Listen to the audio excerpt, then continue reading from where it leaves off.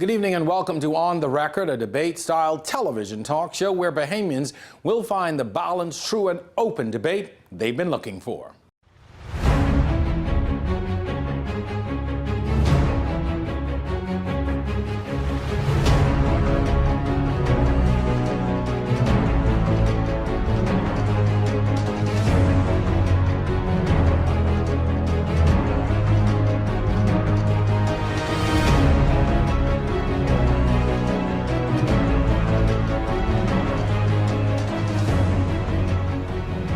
Before we get started tonight, we want to acknowledge the passing of the Honourable Dr. Bernard Nottage, former PLP Cabinet Minister in both the Pinling and Christie administrations, who passed away yesterday after a brief illness.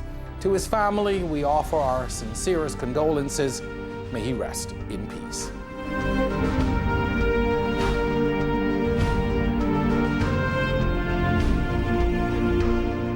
Under the Westminster system, which the Bahamas adheres to, the Senate consists of 16 members who are, as we have witnessed last month, are given their instruments of appointment by the Governor-General. 9 of those senators are appointed on the advice of the Prime Minister. 4 are appointed on the advice of the Leader of the Opposition, and 3 are appointed on the advice of the Prime Minister after consulting the Leader of the Opposition. This is all a part of the pomp and pageantry aspect of it all. But what exactly takes place in the Senate? What is the function? Some think it's a waste of time, a rubber stamp of sorts to the House of Assembly, while others say the Senate is a viable component of Parliament and should be respected as such. We'll find out tonight as we explore our topic, the role of the Senate. And we are also going to talk about some of the relevant revelations in the country recently. Our guests are former FNM Senator Anthony Musgrove and PLP Senator Jo Beth Davis. It's all on the record. I'm your host, Jerome Sawyer. Our discussion begins on the other side of this break.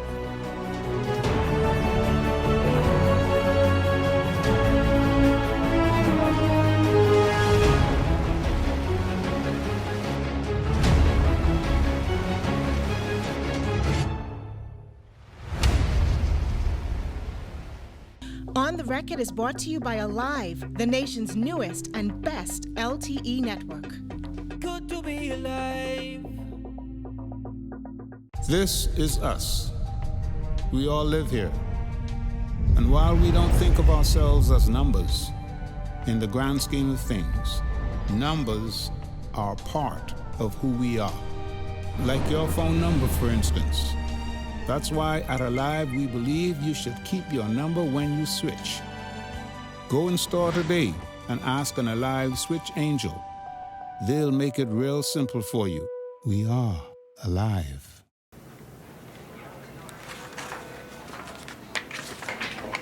What are you doing?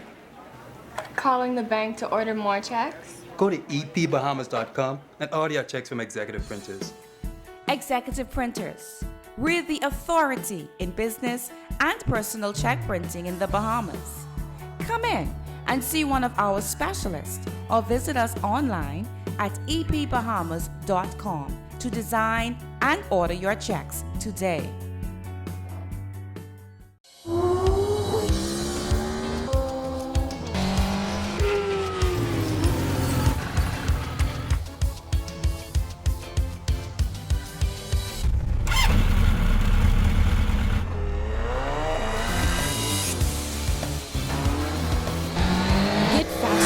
Speeds for free when you get TV, internet, and phone. Ask for Trio from Rev.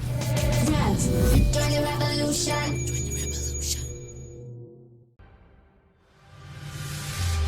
Shooting last night claims the life of a young woman. Providence being urged to evacuate as soon as possible. That story coming up. Inside the huddle, everybody, Al Marcellus. Police officer behind bars today. Welcome to our news and thanks for joining us. I'm Kyle Joaquin.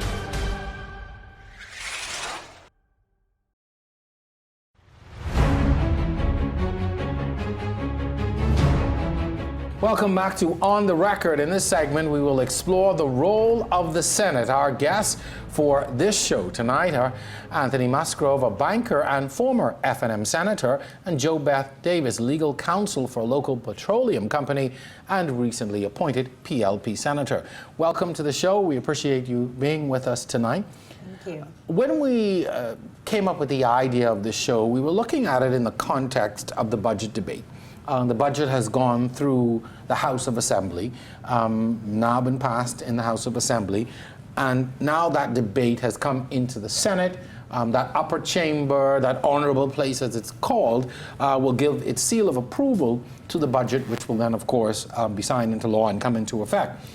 But I wanted to really discuss the true role of the Senate, its relevance. There are people who will criticize and say that it has no relevance, or the people who are there are put there for political favors or put out to pasture, however you want to look at it. But I want to, first of all, get your opinions on really the role of the Senate, your roles in the Senate. Anthony Musgrove, as you are the senior, I will start with you to talk about really how you see the Senate and in its existence in this whole question of governance. Well, I believe the Senate in a bicameral legislative system is very important. I am involved in church, and like the psalmists say, I think our forefathers gave us a goodly heritage, and we continue to see that being expounded in the development of our democracy.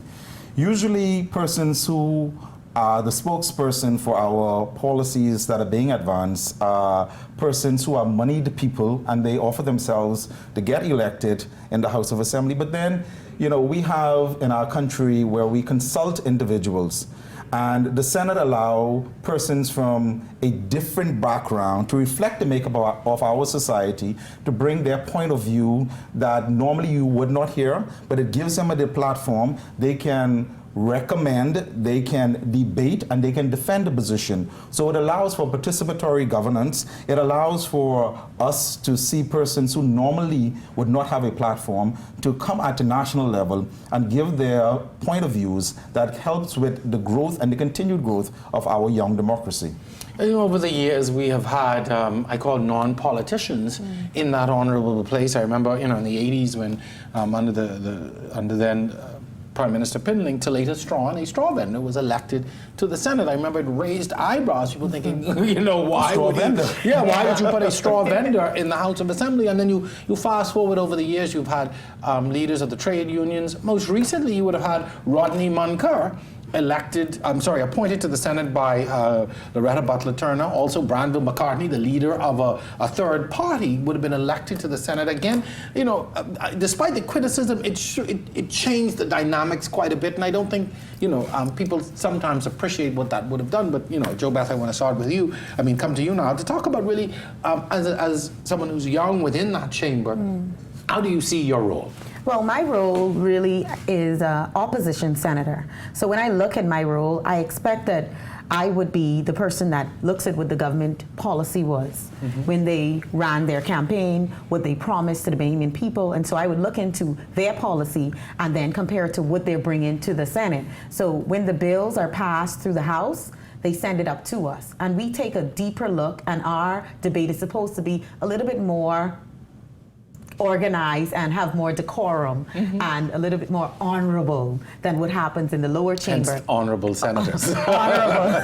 And so when I looked at the budget, if you would notice in my contribution, I didn't want to just be on the attack or on the offense, because I'm coming in new, a fresh pair of eyes, and I just want to look at what it is in the budget, compare it to what the F&M government would have said, this is what we intend to do. And, you know, most of them make promises, as soon as we get in, we're going to do this. This will happen. Exactly. And so most people are believing that. And so I looked at it with a fresh pair of eyes and saying, okay, this is what you're bringing as the budget, but then this is what you say you'll do. So my questions would be, what about your policy? Don't forget your policy, because the Bahamian people are expecting you to live up to your policy. And on top of that, not just opposing some of the things, but also bringing ideas like, hey, if you're going to give the businessman this decrease in terms of breadbasket items, let's make sure that the consumers feel it at the till.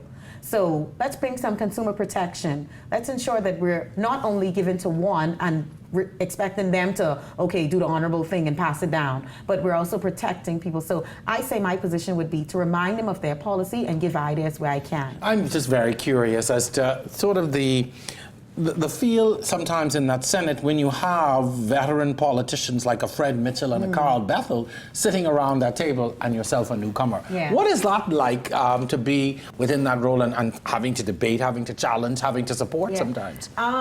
Actually, it's quite beneficial, I would say.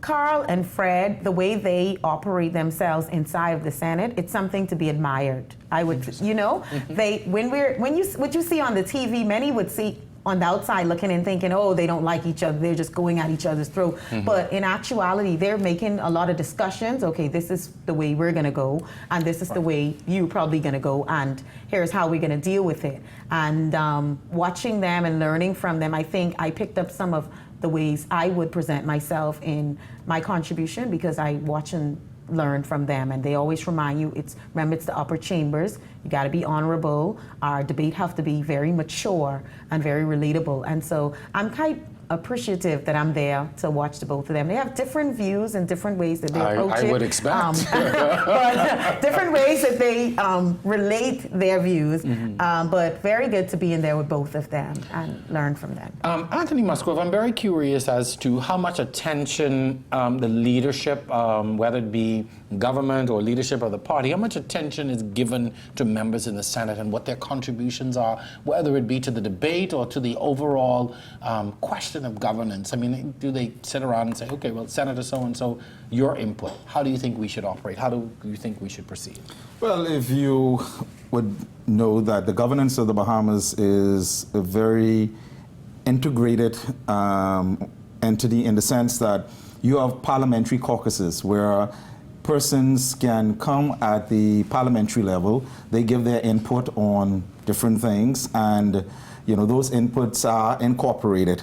And I think the leadership pays attention to what senators do say, and the reason being because it is a different mix. It's not as political, and most senators are not persons who are politically driven because they don't have constituents that they have to pander to. So, and most times you would find that the debate is at a higher level because persons do the research, they focus on what is being debated and what is being discussed. And interestingly enough, because it is not as loud and as boisterous as the House of Assembly, seldom do you find the press given the sort of coverage that the Senate should get, because I believe that if focus is given more to the Senate, you would find that you would have a greater sense of understanding the policies and the positions that governments take and the reason why they do it, because it's, like I said, at a different level.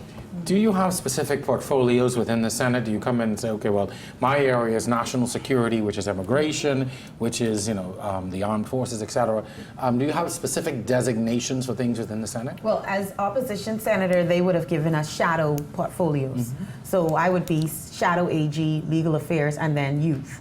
So my first focus was to look at whatever it is in relations to the AG, legal affairs, and whatever they did for youth. If they would have changed some things, if they would have increased or decreased, then I would look to those first. But then when I was presenting and preparing my contribution, I wanted to ensure that myself, and things that were important to me shine through my contribution. So we had a few meetings with our group of senators, and of course, Fred is our leader, so he would have asked, what is your position, what is your platform, where do you want to come from in terms of your contribution? Maybe if he wanted to give some assistance or guidance, or say, no, maybe not, or yeah, that's a good one. So I wanted my platform to show, as a millennial, as a young professional. I'm glad you said that, millennial. Good. These are the things that I think is important, and I want to speak about them, and I will do my research and I will write and craft it out the way I want it to be, because it's my personal view on certain things, and that's how I would have prepared my contribution. How is it with just four of you in the Senate?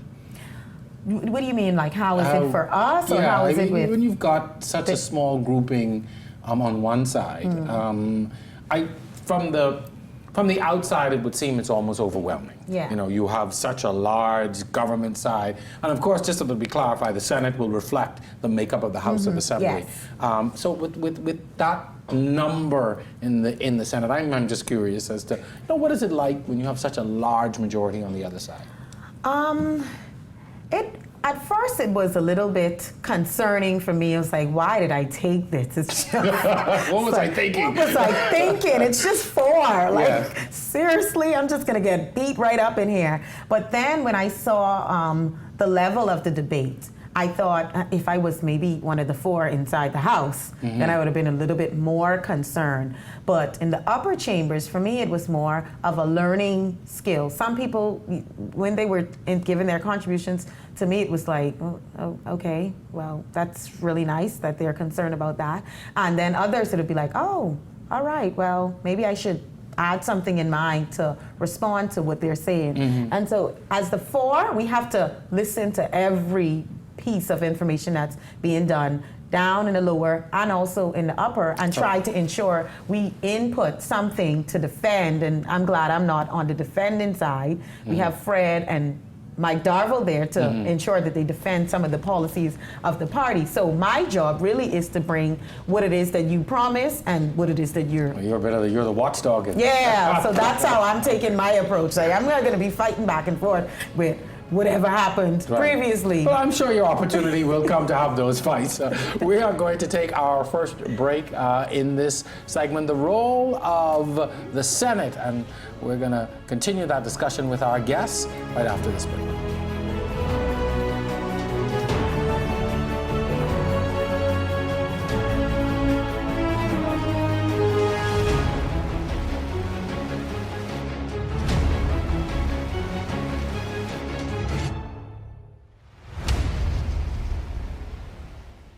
This segment is sponsored by Percy's Island Game. There is no better tradition than a father and son going fishing, and that's why the Island Game is giving away 5 Father's Day packages that include a half-day fishing trip for 4, a gourmet lunch to take along, and of course a cooler filled with your favorite beverages. Did we miss anything? How about some fine cigars and $300 cash to make it a Father's Day you won't forget? The Island Game is a Bahamian tradition just like father-son moments, so don't miss out this June and enter to win at the Island Game. Playing with Island Games. Now you can take the very best in entertainment with you with Cinemax Go. Log in to CinemaxGoLA.com and enjoy more than 300 hours of programming. Blockbuster movies and exclusive series at your pace, as many times as you want. And for free, enjoy Cinemax with your subscription television package. Wow. Cinemax Go. Cinema to go. Rev, join the revolution. For news that's happening in our country, the best place to turn is Our News. Good evening, Bahamas. Coming up tonight. The biggest stories on the best station. Topping news tonight. The government collected almost... The Education Minister, the Bahamas Claims Committee explains how unsecured... Giving you all sides of the equation to keep you informed. Well, in other news, police are cracking down on the claims of Bahamas creditors and former... Police are on the scene here at a popular hangout park. Yesterday, Catholic Archbishop... Watch Our News weeknights 7:30 and weekends at 7 p.m. only on RTV.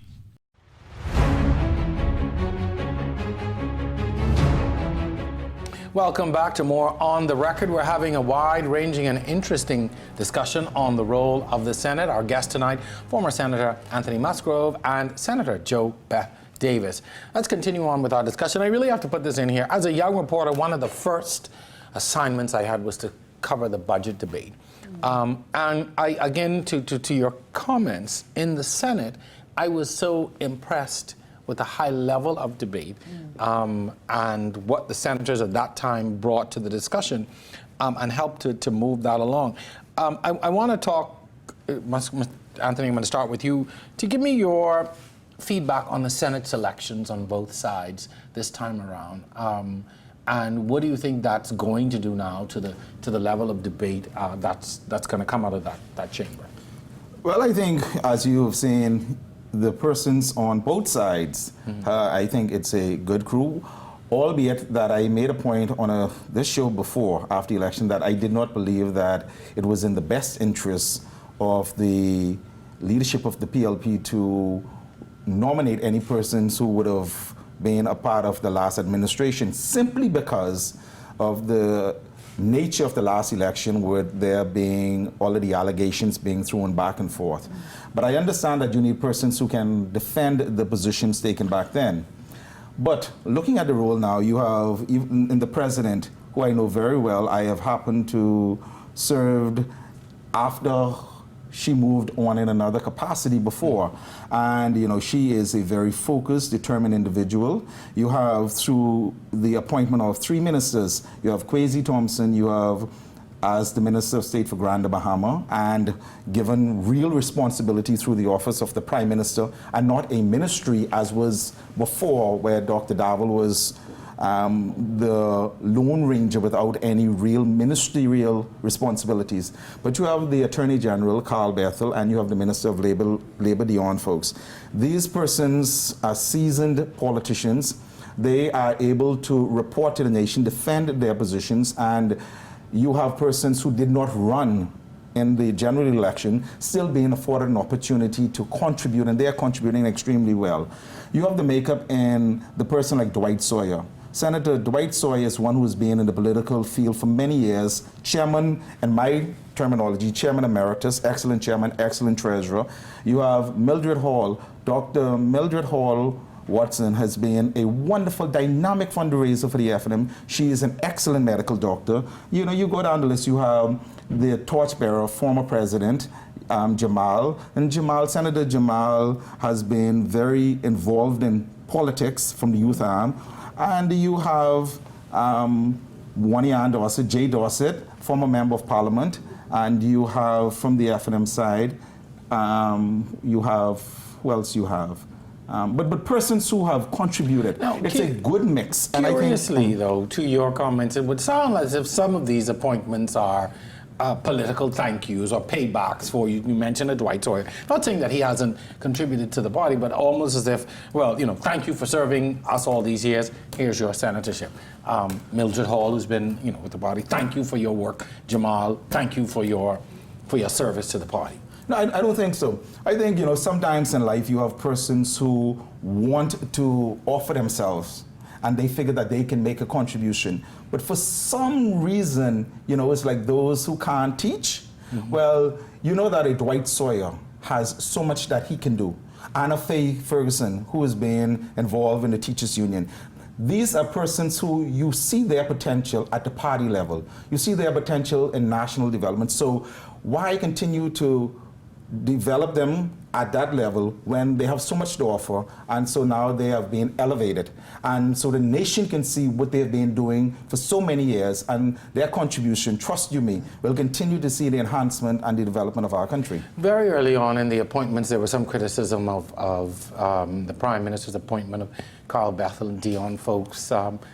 To a lesser extent, I think, Kwesi Thompson. But why bring these men who have already served in Parliament, who have done their time? You have a cadre of folks within the House of Assembly. You've got this significant majority in the House of Assembly. Why bring these gentlemen in at the Senate level to be ministers? Jo Beth, I want you to jump in on that. Yeah, actually, I thought the same thing. I was like, what? Mm-hmm. Didn't you just talk about millennials and you have like 35? Why are they here? I felt the same way because honestly, we have to get away from this talking and then not doing. The government said it's time for new. The Ingram era is over. We're going with a new slate. You have literally 35 persons to choose from. And you go and you select persons from the same era that you said was over to come back and serve in ministerial posts. So you're saying, okay, we know we said new, but y'all not ready, and we're not gonna elevate you that soon. Do you not then accept the same argument for Michael Darvel and Fred Mitchell? Why not bring new faces to the Senate for the PLP? Well, actually, we only have 4. Mm-hmm. So for me, I think that kind of took the weight and the stress and the pressure off of me and Clay to have to defend what we don't know happened. Okay. Okay, so I felt when I heard the names Darville and Fred, especially Fred, who have, a tremendous amount of years in politics, and he comes with a lot of skill and expertise and training. Even if you don't pick up on everything, you'll learn a lot being under his guidance. And so I thought that was beneficial. It's only 4 of us. Put 2 that has no idea, really new and fresh, and then 2 that can defend. But I would say that after sitting through the contributions, I was really impressed to be working in the Senate with those who have been a part of politics for some years. I know you want to get in on it. Yeah, the point about, you are recycling politicians, I think, to dispel that myth. The framers of the Constitution allowed us as a country to appoint ministers through being appointed senators. And the Prime Minister, in his wisdom, he determines who will serve at cabinet level. And he sees the 3 individuals as skilled individuals. To prove the point, Carl Bethel was appointed a QC under the PLP. So he is gifted and he has talent. Kwesi Thompson, a Grand Bahamian who lives in Grand Bahama, who understands and feels the pain of the Grand Bahamian, he can use that position. And the whole thing about having only 4 senators, every opposition party only has 4 senators. Yes, I know. So it's about the 4 individuals, and there is no need for a Fred Mitchell or a Michael Darville to be in the Senate. Because if you want to rebrand an organization, it's challenging for the same people who were out there spewing a political message now coming in this position to try to attract individuals. And I believe, and I realize that the PLP is in a good position as it rebuilds. But you cannot rebuild by allowing the same people who are rejected to be the face and the voice of the organization. You share a different view. I share a different view, and let me tell you the first reason why. Because I have come to notice that with the F&M, it is okay if they do it. It is okay if they do something. As soon as the PLP does it, it's a big problem. Oh my goodness, they brought back Fred. Well, wasn't Carl just a senator in the opposition? I mean, come on, didn't he do enough work to say, okay, maybe not Carl, maybe let's give someone else a try? They have a number of people they could have selected from, and I have a number of friends that are young attorneys that could have been given that opportunity, and some of them even was disgruntled to the fact that I got it before them when they may have put in so much more work with the present government and was expecting to get something at that level. So don't say, why did we put a Fred? We only have 4. Yes, all oppositions have 4, and we have 4, so we needed a Fred, because I sure don't know what to say in terms of a lot of the things that the 2012 administration did. So we needed it. But in terms of no, not necessary, and then it's okay for the F&M, that's a big problem that happens all the time. Let me ask you this. Do you think, though, that we need more of the independent senator in there who is not... The real independent. Yeah, the real independent, not just, I'm going to consult with you and put this guy, put this lady in, but the real independent who does not represent or public or support any of the 2 major political parties? It's difficult to do that in a small society, and the reason why I say that is because the pool is very limited. First of all, persons who offer themselves for frontline politics, you are very limited in individuals who are willing to offer and go through the brutal approach that we take for politics. Let me explain. A true patriot just passed, Dr. Bernard Nordich. Yes. True patriot. A man that I have the highest regard and respect for. I think it reaches that point where you need to put politics aside.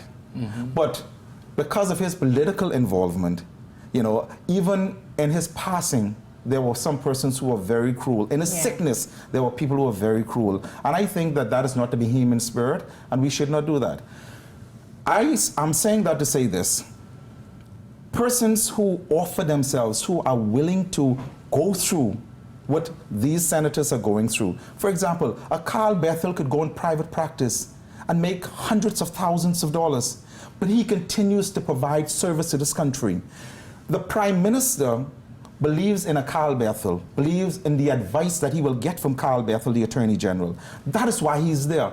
But you have persons who are saying that, well, he should not be there.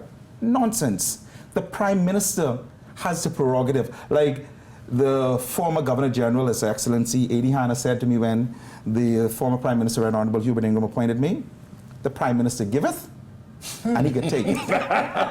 So understand that for Carl Bethel, for the young folks, it was the Prime Minister who gave. Yeah. He has confidence in them, and to say that they're being recycled, ludicrous. Okay. Great men who continue to have a valuable contribution to make. Ask the unionists. They said that they look forward to working with.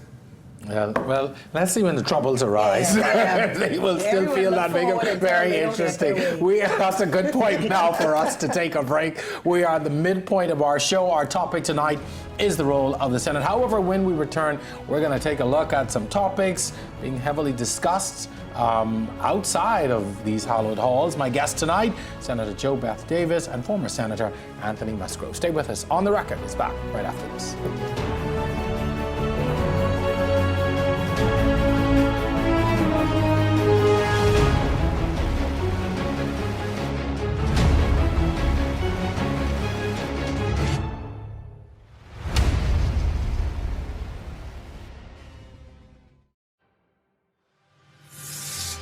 Shooting last night claims the life of a young woman.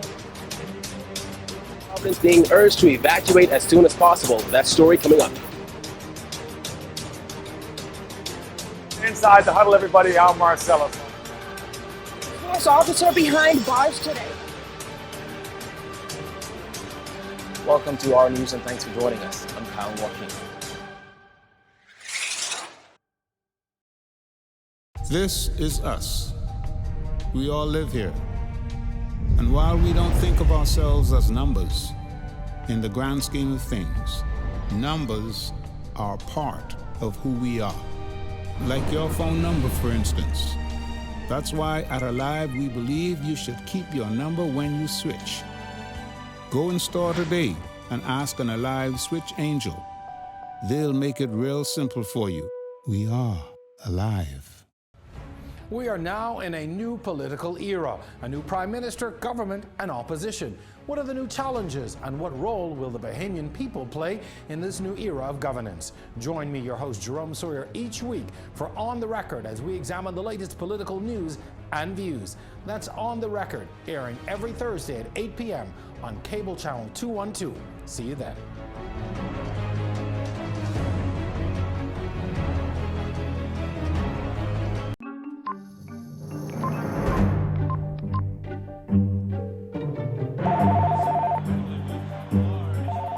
Honey, did you get that?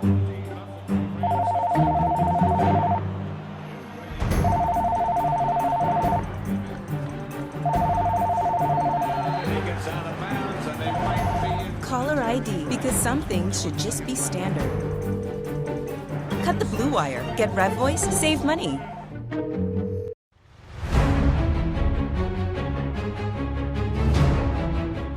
Welcome to the second half of tonight's episode of On the Record. We continue our discussions with my guests, former Senator Anthony Musgrove and Senator Jo Beth Davis. Just this week, political newcomer and the Member of Parliament for Exuma, Chester Cooper, made a profound statement when he said the PLP must repent, paraphrasing, and need to apologize to the Bahamian people. Jo Beth, I'm going to begin with you. That shocked a lot of folks, myself included. I didn't think that it would come so soon and in such a public forum. But was it necessary to say, and should it happen? I think what Chester is trying to do is show that, listen, there must be some sort of humble humility that comes from this loss. First and foremost, we cannot carry on as if, okay, good, we lost, let's now try to get ourselves together for election without the humility, because a lot of persons connected to the party and outside of the party may have felt some type of hurt through whatever the administration would have done or would have neglected to do for them. So Chester, being a new face, a fresh face, is saying, before we can even start to talk about rebuilding and rebranding, you must humble yourself. You must understand that there was a clear message sent by the Bahamian people and why they voted or refused to vote in the way that they did. Two things. Is it also time to purge the party of some personalities? And secondly, there have been people who have come out and said, well, you know, the FNM won by telling lies to the Bahamian people and, you know, were untrue.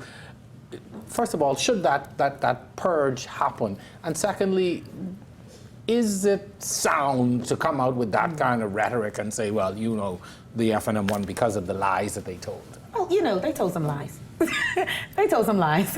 But for me to sit and say that's the reason wholeheartedly why the government changed in this 2017 election, it would be me being cloudy in my judgment, and then I would be a part of the crew that don't want to humble ourselves and admit that we did some things wrong.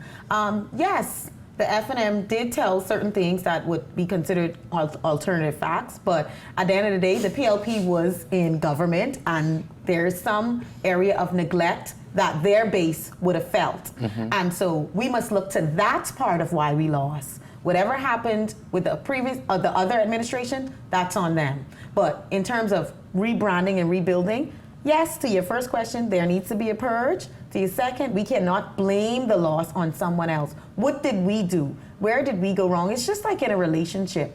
If you have a relationship with a person and you had a breakup or whatever, if you sit down at home and you say, yeah, they shouldn't have do that, this, that, and you forget to, and you neglect to say what you did, then how in the world, when you do decide to get back together, will any of the issues be fixed? We must admit that a part of what happened was because of us. You should add relationship counseling to your resume. Anthony Musgrove, I want your take on this. Were you surprised by what Chester Cooper said in a public forum like that and at a PLP event? No, because, you know, first of all, Chester, like me, good Exumians, you know, we have that ability to fight and do what we have to do. No, on a serious note, I believe that Bahamians are annoyed to the point where you are defending the defenseless. And I think that is the point that I was making earlier, where you have the old guard and you are appointing them in the Senate. And, you know, we're talking about the Senate. You know, they're talking about and they're defending why they made the decisions. And some of the decisions, as clear as day is day, know that it was wrong. When you have persons with the axe to grind and they're using the Senate as a platform to continue to do that, they're using a platform that can help with true national development to advance a failed administration's and justify why that administration failed and being re-elected and delivering on the promises that they were made. I think what Chester did, Chester Cooper, Mr. Chester Cooper, the Member of Parliament for Exum and Ragged Island, what he did was what had to have been done. You cannot continue to stand up in the face of Bahamians and defend these things. You have to go and you have to repent. And that is when Bahamians will start to understand and say, hold on, you're serious about reform. We will take you serious when you go and you have your convention, that you can be alternative facts, you can be the alternative government. And then they will be taken seriously as a political organization that they used to be. How do you predict this leadership race will shape up for the PLP? You've got Philip Davis, who's the interim leader of the party. You have a new, fresh face like a Chester Cooper, who, by all estimates, is positioning himself to be considered at some high level in the party. And I'm sure others who are looking at you know, trying to grab a hold of that leadership. How do you think that's going to shape up? I believe, you know, and here as one who studied politics, who loved politics, and a true patriot, I believe that all individuals who offer themselves for frontline politics and leadership position in this country should be applauded, should be encouraged. And a name that people are failing to forget is one that I have had the opportunity to sit on several platforms and panel discussions with, is Renard Rigby. I believe Renard Rigby should get back in frontline politics, and via the show, I hope he gets in front. I hope he's listening. So when I call him now, I can say, nah, your boy. I'm calling him out of retirement. Renard, if you're listening, that's your invitation. You know, but Renard Rigby as a chairman, he was being one of the better chairmen that I have seen in any political organizations, in the sense that Renard brings a balanced discussion. And I think that as Bahamians expect a lot more, Renard will make an excellent chairman. I think Brave Davis and an Alfred Sayers, good run. I think a Chester Cooper, it's premature to talk about a Chester Cooper as a leader. But as you said, in the hierarchy, because it's one of those things. If I give you $1 million today, you've never had $1 million in your life. You will go and do some things that people least expect. That's probably true. Having not been the seasoned politician that he needs to be, he needs to spend some time understanding the process, understanding the PLP. He's new to the PLP as an organization as well. He's new to frontline politics. And I think, if he stays there and he continues what he's doing, to be considered in the future. But you have an Alfred Sayers, you have a Brave Davis, you have a Renard Rigby. That's an excellent combination for the rebuilding of the PLP, Joe Beth, free advice. You are within the party. How do you see things shaping up? And do you think that, how Chester's positioned himself and what he said, do you think that has gone over and will go over well within the party? You basically flat him in the face of some folks who hold power within that party. Exactly. Let me put it like this, right? If you have someone come to you and tell you everything bad about you, someone that's trying to help you fix yourself, right? But all they are telling you is everything bad, and then they tell you, but if you do this, this is the good. Most human nature, we can curse and carry on. Who do you think you are? Exactly. What you doing telling me about myself? Let me figure that out myself. So that is where the attack would have come from. He has went in front of the PLP and he have said, hello PLP, this is your biggest problem right here. I'm going to help you fix your problem, but I have to tell you what it is before you can fix it. So most of the older PLPs would have found that to be a problem because they have seen someone new come to the forefront and reveal to them everything that people have been saying. But I am a part of you, and I'm going to say it back to you. As a millennial, as you've described yourself, would you support a brand new face as leader of the party? Would you throw your support behind someone who is a new face to politics? I'm a millennial, but I'm someone that I think I take a long time to digest certain things, And whilst I find a lot of what Chester has been saying to be very fresh and relevant to the rebuilding of the party, I think even for me, like I said, being in the Senate with Fred and Darville, anybody else could say, oh, it's a problem putting them there. But for me, I found it to be very beneficial for them to guide me and help me along the way. I think in the starting point, if he was to position himself in maybe deputy, that would be good because he can get the training that he would need to then take us to where he would want if he puts himself to be leader later down. But if we have convention, say tomorrow, I think he should maybe go for a deputy and then go from there. Eventually will. Yeah. We'll see. When it comes around, we certainly will be keeping a keen eye. Folks, we're going to take a break right now. We're going to return with more of our discussions on the record right after this.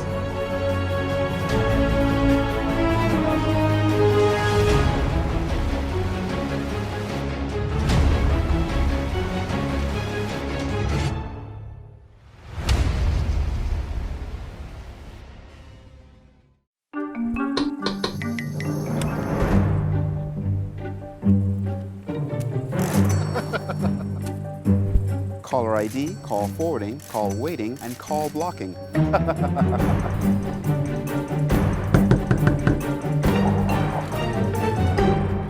I think it's time you cut the blue wire. Cut the blue wire. Save up to $250 on your phone features with RevVoice. Get RevVoice. Save money. Now you can take the very best in entertainment with you with Cinemax Go. Log in to CinemaxGoLA.com and enjoy more than 300 hours of programming. Blockbuster movies and exclusive series at your pace, as many times as you want. And for free, enjoy Cinemax with your subscription television package. Wow. Cinemax Go. Cinema to go. Rev, join the revolution.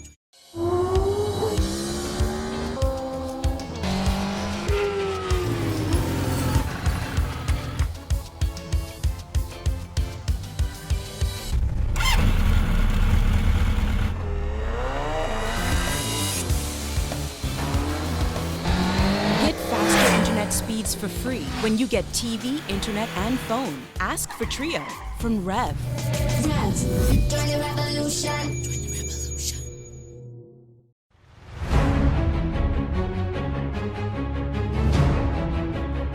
And we are back. This is our final segment in our discussion tonight. My guests are banker and former Senator Anthony Musgrove, as well as Senator and Legal Counsel Jo Beth Davis.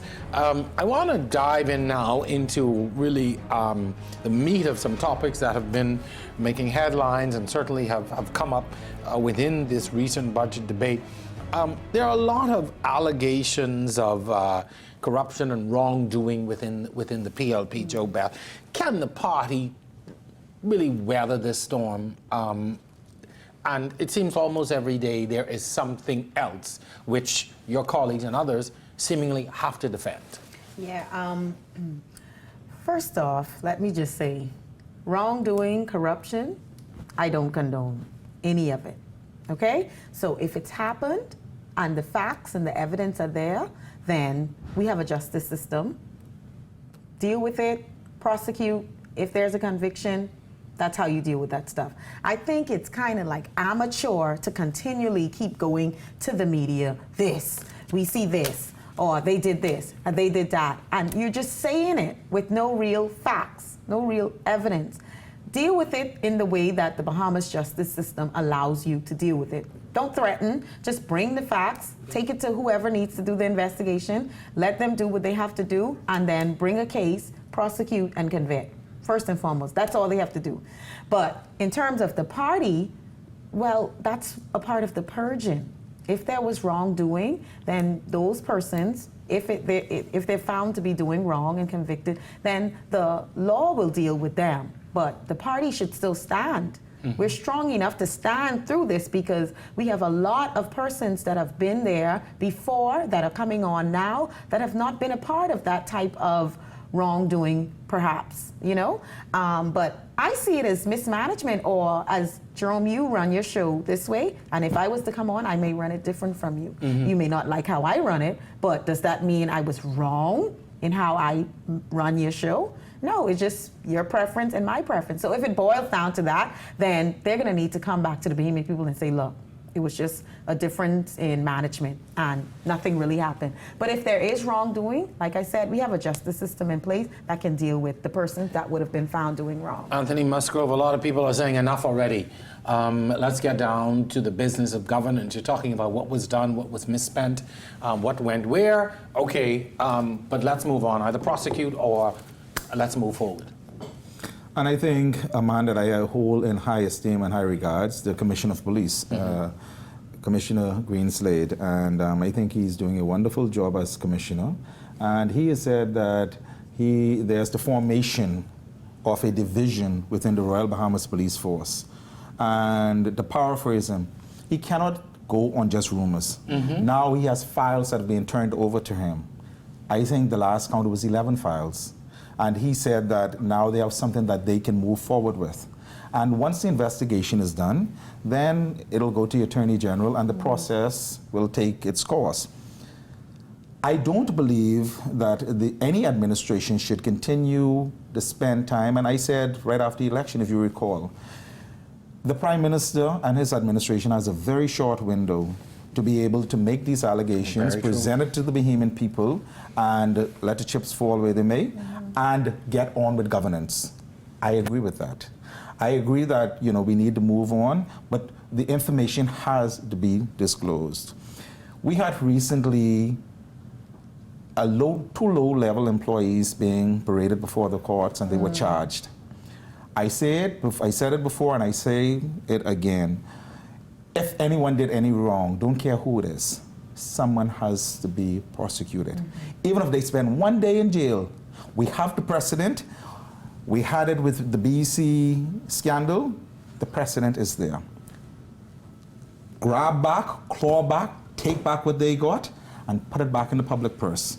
But we cannot spend time, and it's time to move on. I agree with the governance of the country. But you mentioned a term that's very interesting, low-level employees, and a lot of the criticism has been, okay, well, you've grabbed these little guys. There's some folks up there, some big fish, who clearly would have been involved in some things. is the political directorate going to close ranks to protect their own? We may be on opposing political sides, but we may be in business together, which happens a lot. We have seen it throughout politics. So is there going to be a closing of the ranks now to protect my business partner or the father of my godchild or my college mate who decided to take a different path? I will simply say this. Bahamians don't have the appetite for that protectionist, that culture or mindset that you're talking about. Bahamians don't have that appetite. Bahamians want, if someone breaks the law, you cannot have two laws or two sets of rules in this country. That's true, and it exists though. If any out of the 11 files or and however many more after the audits are completed, brought before the commissioner, and if the evidence is there, and I don't care who it is, if that person or persons or whoever it is not prosecuted, Bahamians have a way of showing it, either in the polls or it happened probably even before then. So. Interesting. Well, let's see. I want to move on in the discussion. A Bahamar developer, Sarkis Ismailian, wants the project returned to his care. Government not really responding. Joe Beth, you made the noise, so I'm going to give it to you. Your take on really what again, I keep calling it the Bahamar debacle. The Bahamar fiasco. Yeah.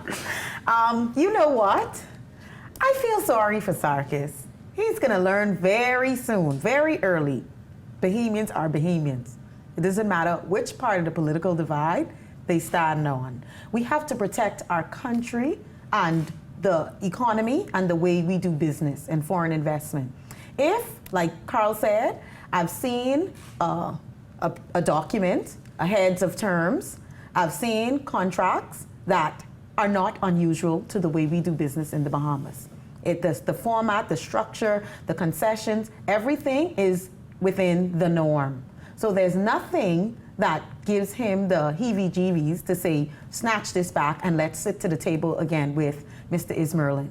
That's what Sarkis is failing to understand. I think that the press secretary was trying to say it in the nicest way possible when the questions were put to him, and I think Prime Minister Minnis has been trying to say it in the nicest way possible, but the God-honest truth is the law will prevail.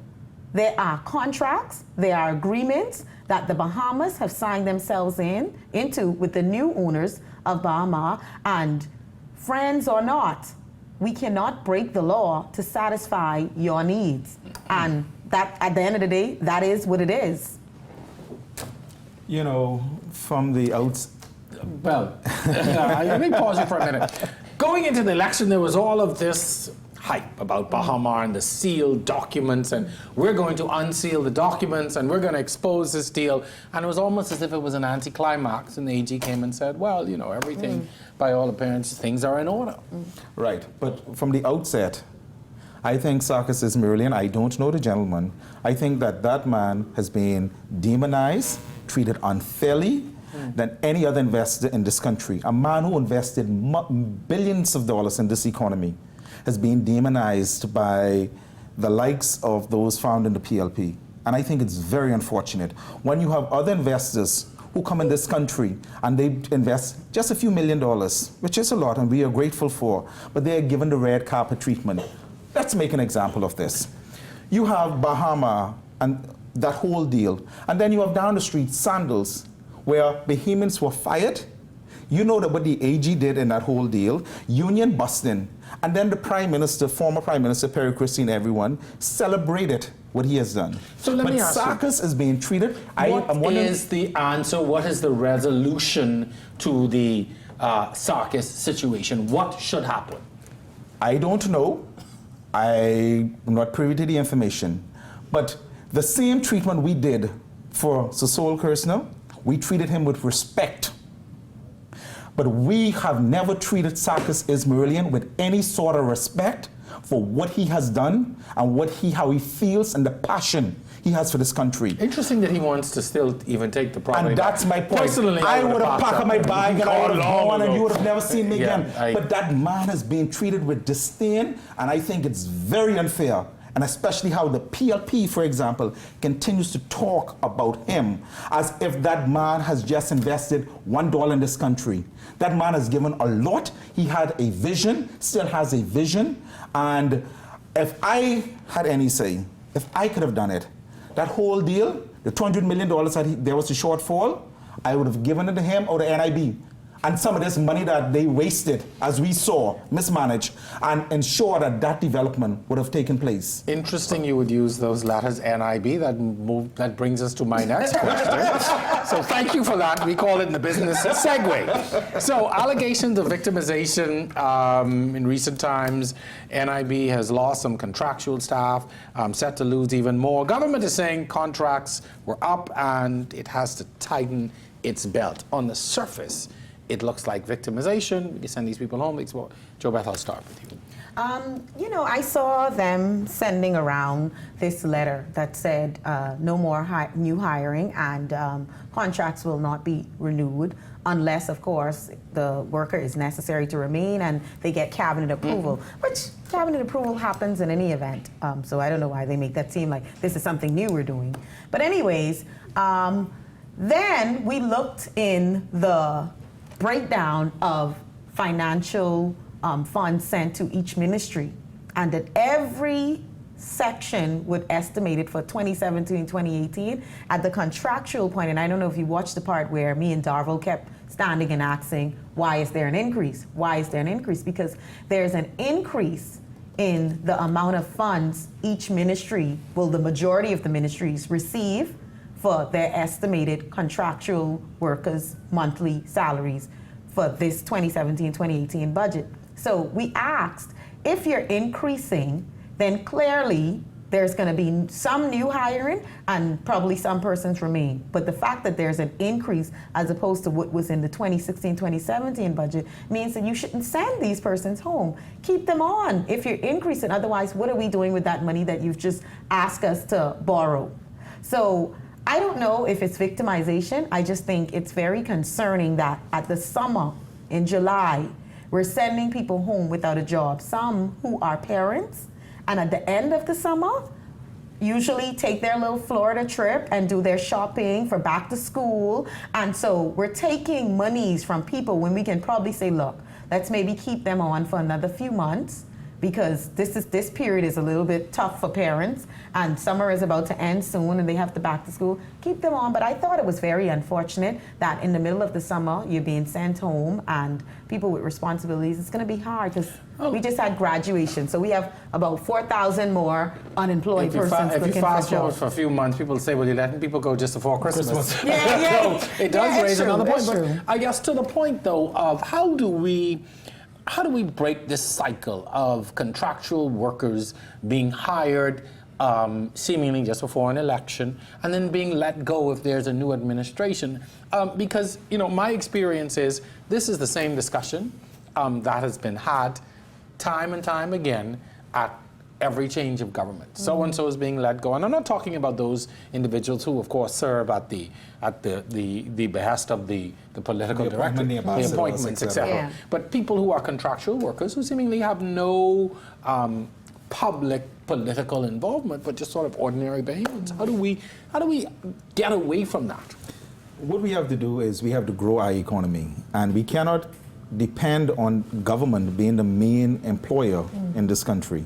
And when you are not growing the economy, but you have to find jobs, it's easy to find jobs in the public service. And you know, I agree wholeheartedly that we have to break that cycle. We have to find ways of growing our economy. And when I mean growing, I'm not just talking about diversifying. We are the leader in many sectors, many industries, tourism, financial service, maritime industry, all those things. Find ways that we can grow them to the benefit of Bahamians.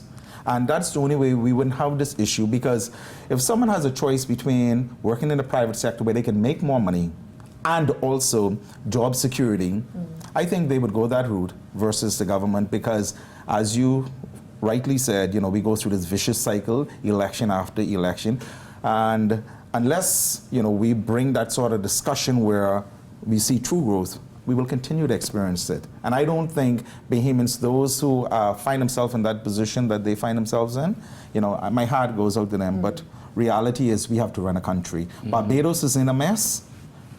We cannot get there. We have been downgraded. We cannot continue to allow the public purse to balloon out of control.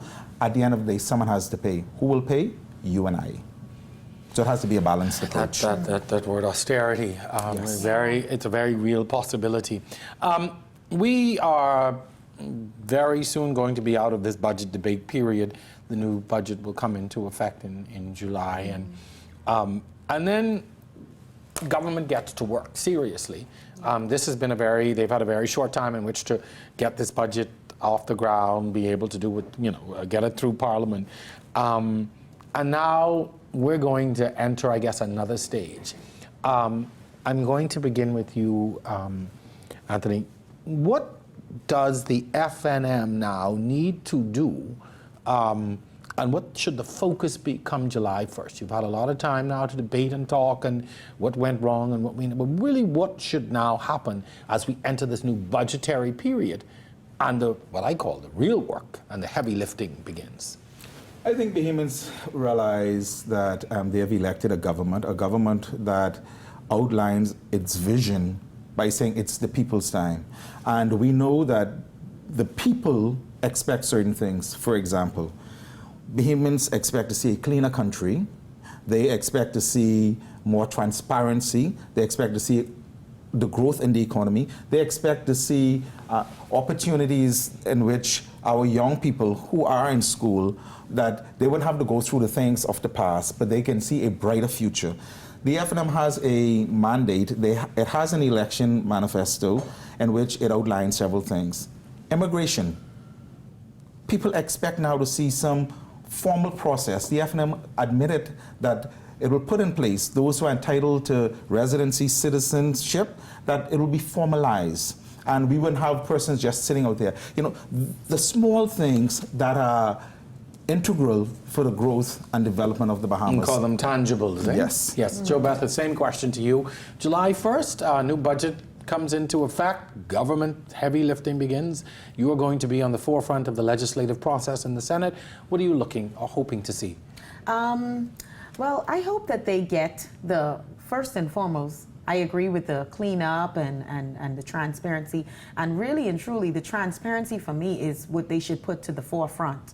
They should show from the beginning that, look, this is what we're doing. Here is some of the consultants that we've brought in. This is how much we're paying them. This is what their contracts and the scope of work would say. To be transparent is going to be very beneficial to them if they do that at the beginning and throughout, because that's what their biggest campaign, strategy said. Our policy is we're going to tell the Bahamian people everything that we're going to do, which is going to be very impossible, because honestly, if you're trying to govern, you can't come and keep saying, here, put this contract in the newspaper, while at the same time you got work to do. Freedom of information and things of those. Well, then bring that legislation and actually implement it and enact it. I agree with you on that. Bring all of this anti-corruption legislation that you promising, bring that. Then take us to the referendum and whether we want the two-term. I mean, do exactly what you said you're going to do, because that is what's going to be expected. You have, I said in my contribution, about 45 to 50 months, because the time is very short, and especially the millennials, we are so impatient, which is a double-edged sword for us. So just bring, at the beginning, bring a lot of the things that people will expect of you early on. That's what